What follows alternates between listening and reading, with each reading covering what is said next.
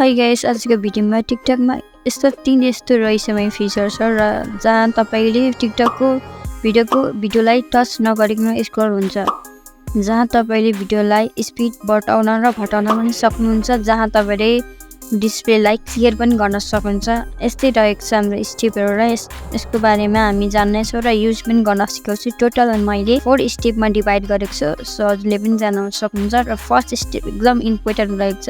First step expand auto scroll भनेको एउटा Nifty feature हो जसले तपाईलाई म्यानुअली रूपमा स्वाइप नगरिकन टिकटकको फिडलाई मार्फत सहज रूपमा ब्राउज गर्न अनुमति दिन्छ। यो एउटा फ्री ह्यान्ड जस्तो एउटा तपाईको लागि स्क्रोल गर्दछ।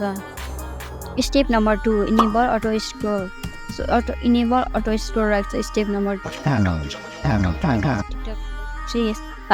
प्रेस गर्न गरिसकेपछि अटो स्क्रोलमा क्लिक गर्नु होला र यसरी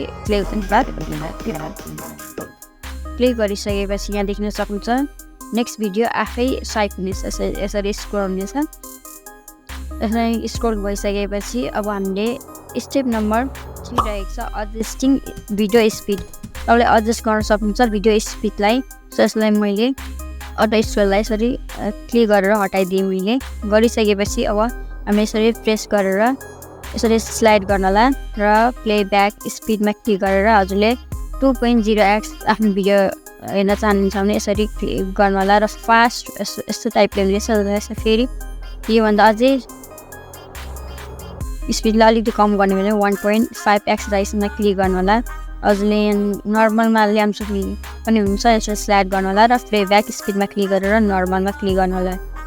स्टेप नम्बर 4 मा हाम्रो डिस्प्ले क्लियर रहेछ। जति इम्पोर्टेन्ट छ तपाईलाई step number 1, step number 2, step number 3 त्यति नै इम्पोर्टेन्ट रहेछ डिस्प्ले क्लियर। सो हजुरलाई यो लाइट साइडमा प्रेस गरेर क्लियर डिस्प्लेमा क्लिक गरेर तपाईको यो क्याप्सनहरु रहेको छ सबै क्लियर हुनेछ। फेरि हामीले यसरी डिस्प्ले क्लियर हुन्छ।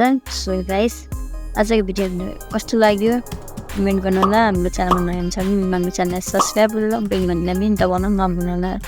सो नेक्स्ट भिडियोमा भेटौँ। Tata bye by.